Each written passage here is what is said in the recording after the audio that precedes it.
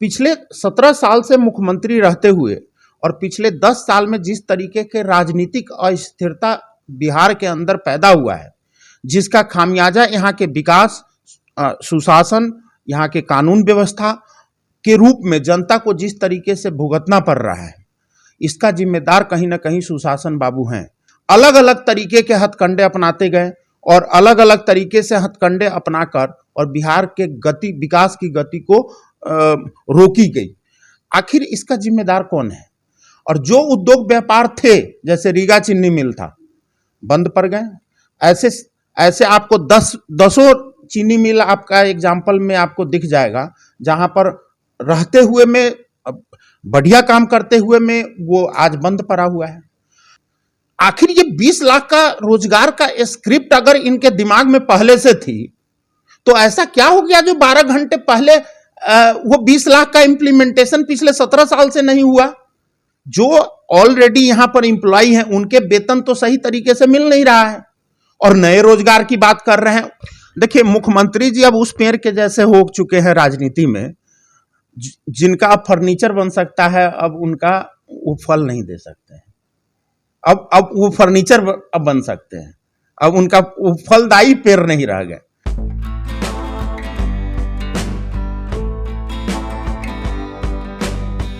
नमस्कार, मैं हूं अनूप नारायण सिंह और आप देख रहे हैं बिहारी खबर के डिजिटल प्लेटफॉर्म को। हमारे साथ हैं लोजपा रामविलास के प्रदेश महासचिव और मुजफ्फरपुर जिले के प्रभारी रंजन कुमार सिंह। बिहार में मौजूदा राजनीतिक हालात में लोजपा रामविलास विपक्ष की सशक्त भूमिका में है। महागठबंधन की सरकार बनने के बाद जिस तरह से मंत्रियों पर गंभीर आरोप लगे हैं और जिस तरह से बिहार में कानून व्यवस्था की स्थिति बिगड़ी है, आइए जानते हैं रंजन जी से कि लोजपा रामविलास इस पूरे मुद्दे को किस रूप में लेता है। देखिए अनूप जी, बहुत बहुत धन्यवाद आपको। सबसे पहले तो मैं ये कहना चाहता हूँ कि आदरणीय नीतीश कुमार जी, जो पिछले 17 साल से मुख्यमंत्री हैं यहाँ, आज उन्हीं लोग के साथ पुनः गठबंधन किए जिनके विरोध में उन्होंने कभी मुख्यमंत्री के रूप में खुद को स्थापित किए थे। ये एक अलग बात है।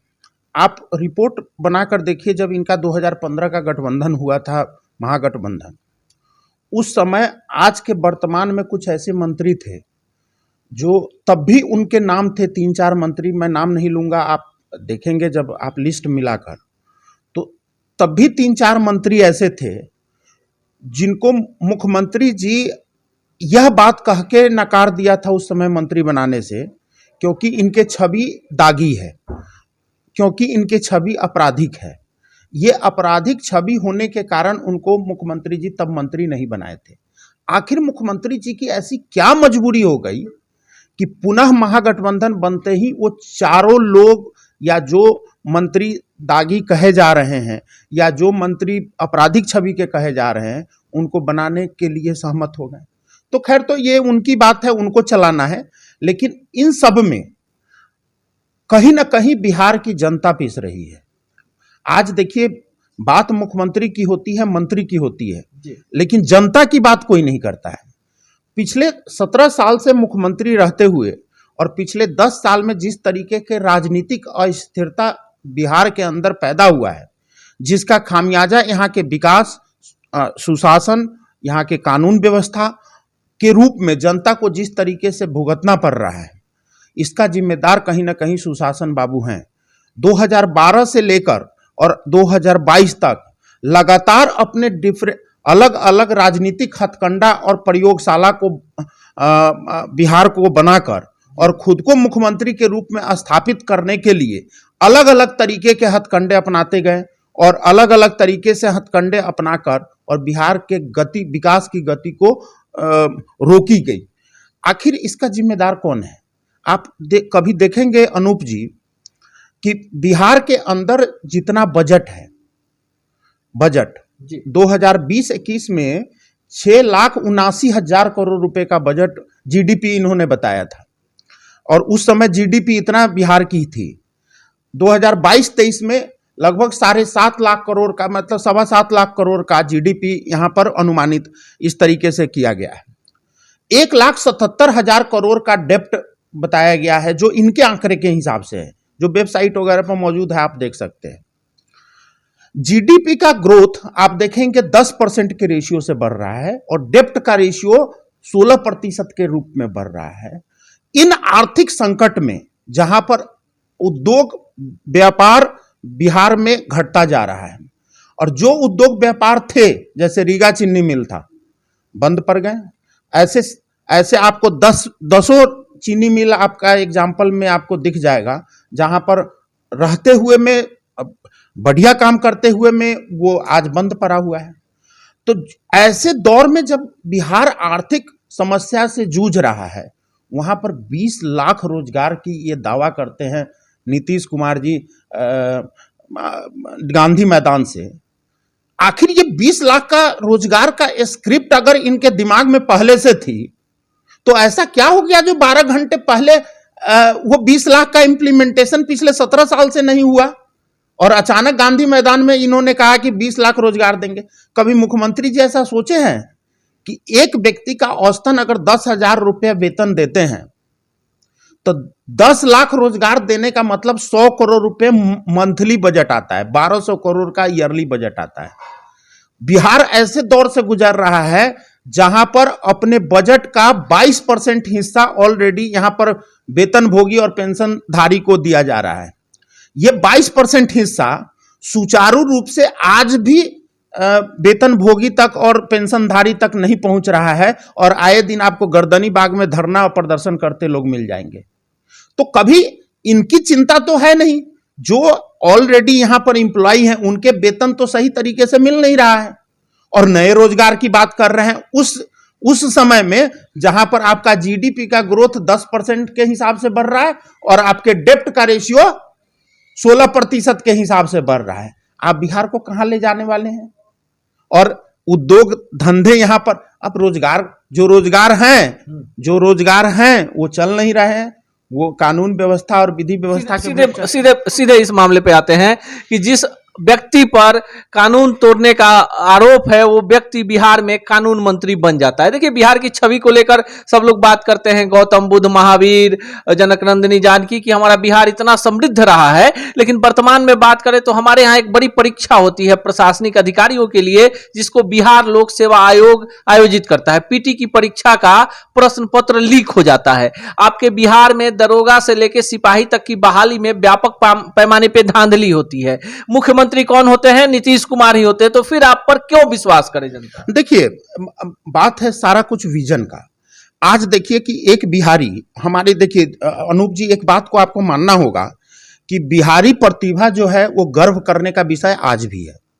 यही बिहारी प्रतिभा अगर बिहार के संसाधन से बाहर होकर अगर शिक्षा ग्रहण करने जाता है, चाहे कोटा जाए, दिल्ली जाए, मुंबई जाए, कहीं भी बिहार से बाहर अगर शिक्षा ग्रहण करने के लिए जा रहा है, तो क्या कारण है कि वहां पर जाते ही बच्चे आईआईटी क्वालिफाई कर जाते हैं, आईएएस क्वालिफाई कर जाते हैं और जितने भी टफ कंपटीशन है, आप देखिए ना, पिछले 17 साल का अगर रिकॉर्ड इनके मुख्यमंत्री काल में अगर देखा जाए तो ऐसे बिहारी जो बाहर जाकर बिहारी प्रतिभा अगर शिक्षा और वहां के संसाधन को इस्तेमाल करके शिक्षित होने का काम किया, उन्होंने कहीं ना कहीं इतिहास रचने का काम किया।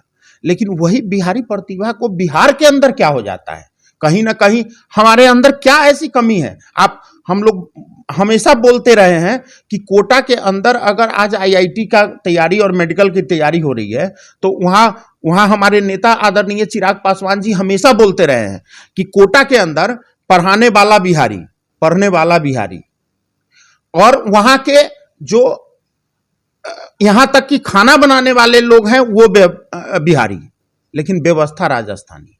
आखिर वो एजुकेशनल हब पटना के अंदर या गया के अंदर या बिहार के किसी कोने में क्यों नहीं बन सकता है? तो कहीं ना कहीं इनके इच्छा शक्ति का कमजोर है। दूसरा क्वेश्चन आपका था कि आखिर विधि मंत्री, जो कानून मंत्री का जिक्र आपने किया, तो अगर कानून मंत्री पर अगर किसी तरह का आरोप लग रहा है, आरोप तो कोई भारतीय जनता पार्टी, लोक जनशक्ति पार्टी ने तो नहीं न लगाया है। जो आरोप है वो आरोप भारतीय कानून के हिसाब से उन पर पहले लगा हुआ है। यहाँ क्वेश्चन है कि पहले वो विधि मंत्री बने या पहले वो दागी बने। पहले वो उन पर क्रिमिनल केस का चार्ज लगा, तो पहले तो क्रिमिनल केस का चार्ज लगा ना। अगर अगर ऐसा है तो आपको इसकी जांच करके उस पर कार्रवाई करनी चाहिए। हम लोग तो चाहते हैं कि यहाँ पर सुशासन का राज स्थापित हो और जनता का भला हो। आपके पास एक्चुअली क्या है कि मुख्यमंत्री जी फ्रस्ट्रेटेड है, यहाँ पर इनके पास कोई स्क्रिप्ट और विजन नहीं। एक बड़ा सवाल है, मेवालाल को शिक्षा मंत्री बनाया गया, आरोप था उन पर बड़ा घोटाला का और तुरंत उनसे इस्तीफा ले लिया गया। इस बार क्यों नीतीश कुमार जो है कह रहे हैं कि उनको जानकारी नहीं? देखिए, मुख्यमंत्री जी अब उस पेड़ के जैसे हो चुके हैं राजनीति में, जिनका अब फर्नीचर बन सकता है, अब उनका वो फल नहीं दे सकते हैं। अब वो फर्नीचर अब बन सकते हैं, अब उनका वो फलदायी पेड़ नहीं रह गए। तो राजनीति में अब वो मुख्यमंत्री जी जीरो करप्शन कहां गया? अरे पूछो अपने बाप दादा से, पूछो आरजेडी के आज आप देखिए ना, पिछले 2020 का चुनाव हुआ था, तो उसमें पहले चरण में जब इनकी स्थिति खराब हो गई जदयू की, तो 2 चरण में वो जाकर घूम घूम कर कहने लगे कि अरे तेजस्वी का सरकार आ जाएगा, आरजेडी का फिर से गुंडा राज आ जाएगा। आज आपने क्या किया है? आज आप जीरो टॉलरेंस ऑफ करप्शन को मंत्रिमंडल में जगह दे रहे हैं। तो ये तो खैर उनकी सोच है, उनका मंत्रिमंडल है, उनको जैसे ले चला। लेकिन मैं हाथ जोड़कर ये कहना चाहता हूं मुख्यमंत्री जी से कि आप मर्जी चाहे जैसी राजनीति कीजिए, मर्जी चाहे आप किसी भी कुर्सी पर जाइए, लेकिन कम से कम बिहार के जनता का ध्यान रखिए, क्योंकि बड़ी जिम्मेदारी के साथ आज 17 साल से आप मुख्यमंत्री है। जो 20 साल 30 साल का युवा है, वो बचपन से आप ही को मुख्यमंत्री के रूप में पढ़ा है और देखा है। क्या संस्कार लेकर वो अब आगे अपनी जिंदगी को कैरी ऑन करेगा? आप बात कीजिए ना कि बिहार में रोजगार नहीं है तो पलायन बिहार से बाहर हो रहा है, बिहार से पलायन हो रहा है, तो उसको कैसे रोका जाए? तो पलायन पर रोकने का ध्यान तो आपका है नहीं। आज जो प्रवासी बिहारी है उसकी भी चिंता नहीं है, वहां भी जाके प्रवासी बिहारी के खाने के लिए, मौत के लिए, चाहे किसी भी चीज के लिए, आपका कोरोना काल में तो आपने देख लिया था ना क्या व्यवस्था था। तो ये तो मुख्यमंत्री जी की है अपनी। आप देखिए कितने दिन तक ये और सरवाइव करते हैं। चिराग पासवान मुख्यमंत्री बनेंगे 100%। आज पूरी बिहार जो है, देखिए चिराग पासवान जी के अंदर जो सोच है, जो विजन है, हमारा vision document Bihar first Bihari first, हमारे आप किसी भी नेता से पूछ लीजिए, मेरे पास Bihar first Bihari first vision document है। आप कहेंगे तो आपको मैं पीडीएफ में, चाहे आपको फिजिकल फॉर्म में मैं दे। मैं चाहता हूं क्या कि बिहार के अंदर जितने भी नेता हैं, चाहे कोई भी नेता संभावित आने वाले नेता हैं, चाहे वर्तमान में नेता हैं, वो हमारे किसी भी नेता के साथ बिहार फर्स्ट और बिहारी फर्स्ट विजन डॉक्यूमेंट पे डिबेट करें।